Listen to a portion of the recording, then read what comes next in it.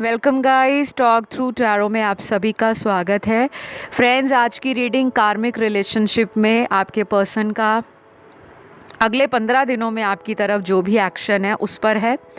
अगर आपको पता है कि आप किसी कार्मिक पार्टनर से डील कर रहे हो या किसी ऐसे रिलेशन में हो जो कार्मिक है, तो ये रीडिंग आपके लिए है। जिन लोगों को नहीं मालूम, कोई बात नहीं, आप इस रीडिंग को फिर भी सुन सकते हो अगर आपका नो कांटेक्ट है, लेस कांटेक्ट है या रेगुलर कांटेक्ट है।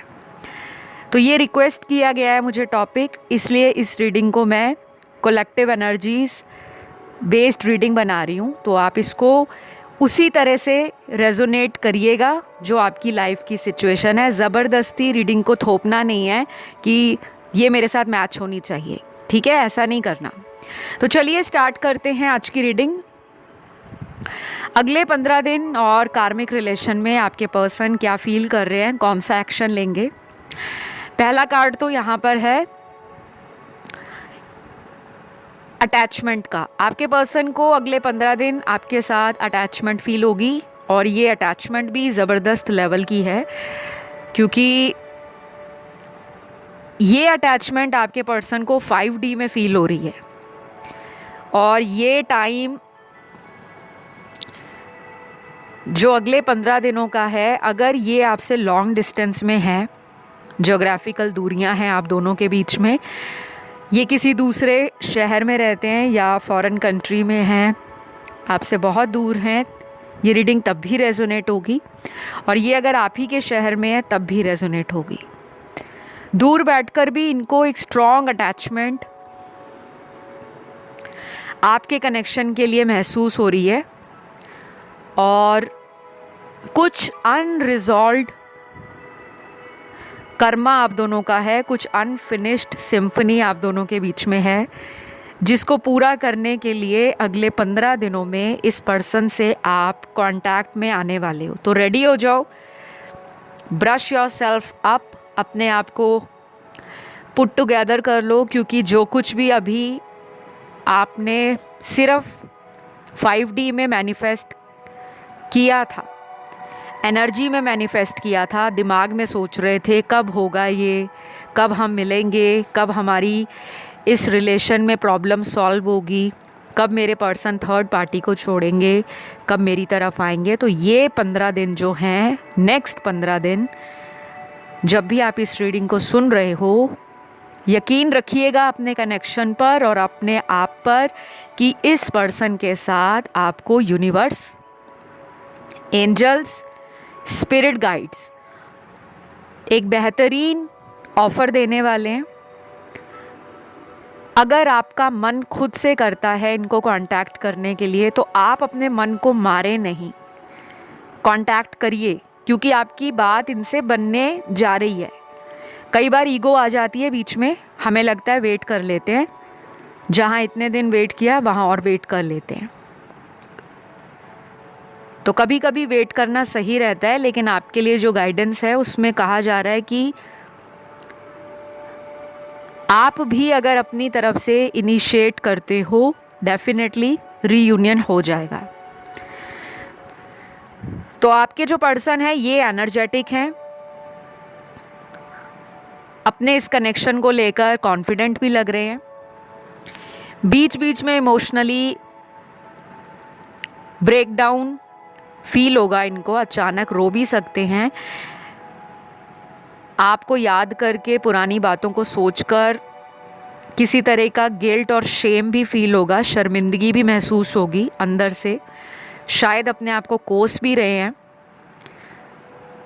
और अपने दुख को, अपने वर्स्ट फेज को दुनिया से छुपा रहे हैं, अपनी फैमिली में अपनी रिस्पॉन्सिबिलिटीज़ को निभा रहे हैं, लेकिन अपने चेहरे पर वो शिकन नहीं आने देते, अपने एक्सप्रेशंस में, अपनी बॉडी लैंग्वेज में या अपने हाव भाव में कोई ऐसा चेंज नहीं लेकर आएंगे जिससे घर वाले नोटिस करें कि तुम्हारा आजकल जो मूड है बड़ा ही उखड़ा उखड़ा सा है, क्या चल रहा है लाइफ में, सब ठीक है, सब खैरियत है या नहीं।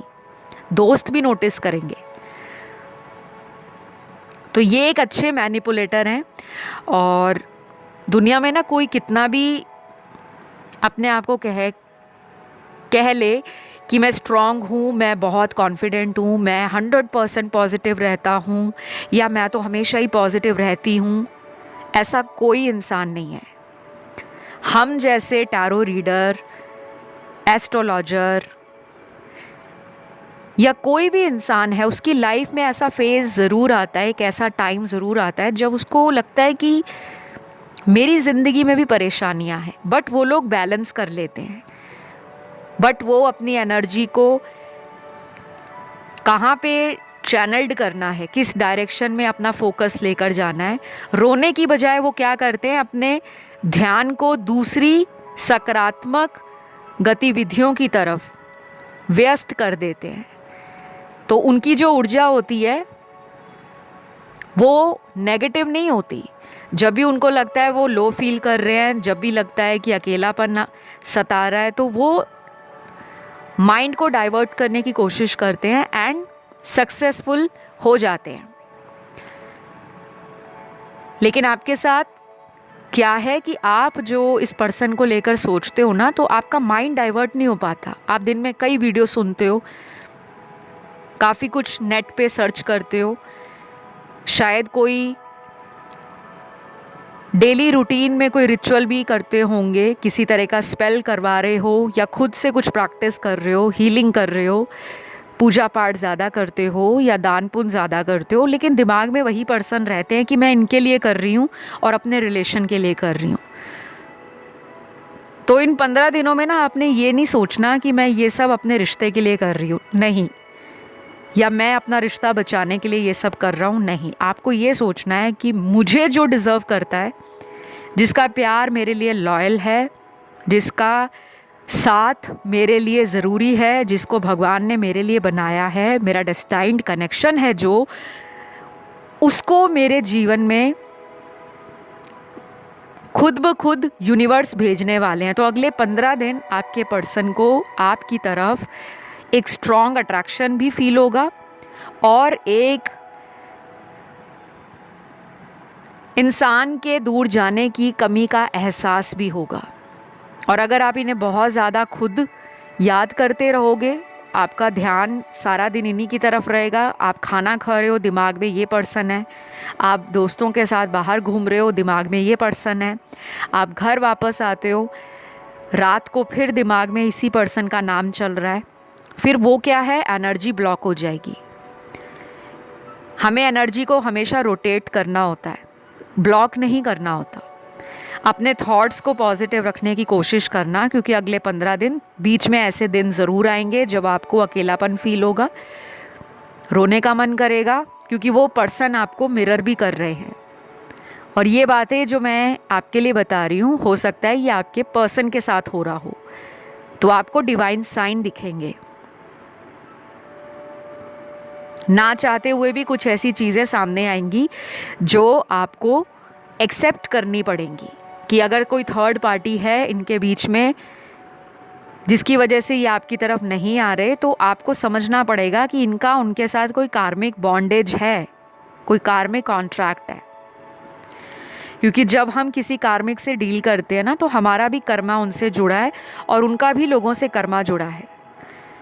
तो जो इनके आसपास लोग हैं, वो अगर इनकी लाइफ में अभी भी जुड़े हैं, इनको छोड़ नहीं रहे, और आपको पता है वो नेगेटिव लोग हैं, वो मतलबी लोग हैं, वो चालाक लोग हैं, वो लोगों के रिलेशन से जलते हैं, वो किसी तरह का ब्लैक मैजिक या नेगेटिविटी थ्रो करते हैं ताकि आप दोनों का प्यार टूट जाए, आप दोनों में दरार बन जाए, आप दोनों एक दूसरे को बुलाना बंद कर दो। तो आपको ये नहीं सोचना, क्योंकि ये सोचना आपका काम नहीं है, ये उनका कर्मा उनके साथ लिखा है। इस वजह से आपको इस पर्सन के साथ बार बार ऑन एंड ऑफ रिलेशन में रहना पड़ता है।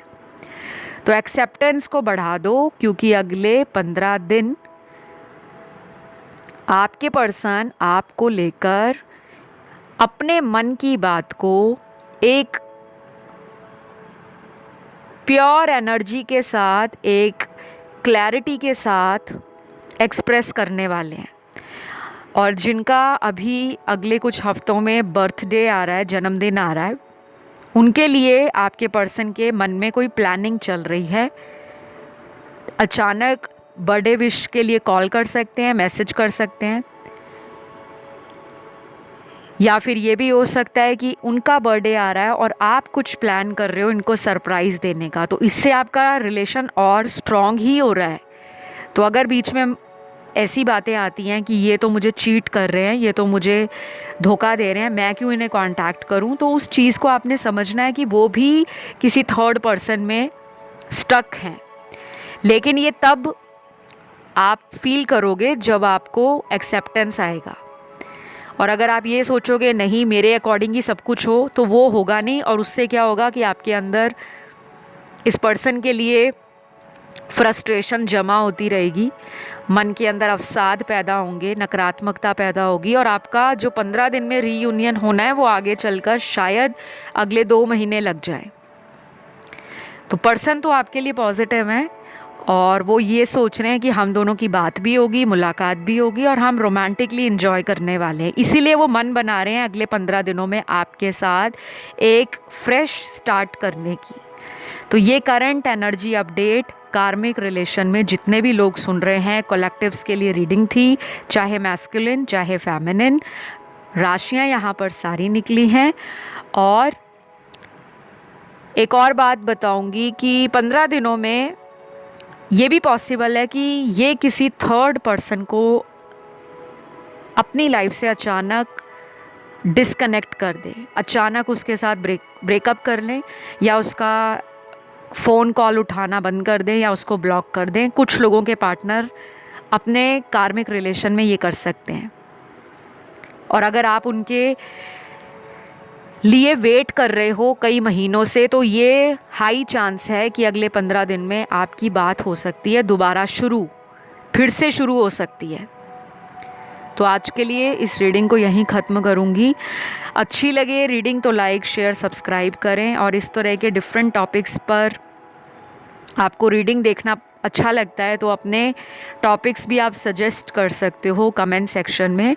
मैं एक एक करके सभी टॉपिक्स को कवर करूँगी एंड कोशिश करूँगी कि जल्दी से जल्दी उन वीडियोस को लाया जाए, क्योंकि आज का टॉपिक भी रिक्वेस्टेड ही है। तो अभी मैं लूँगी विदा, और अपना प्यार दीजिए हमेशा की तरह, लाइक करके, कमेंट करके एंड सब्सक्राइब करके। फ़िलहाल इतना ही। Love you all, bye bye.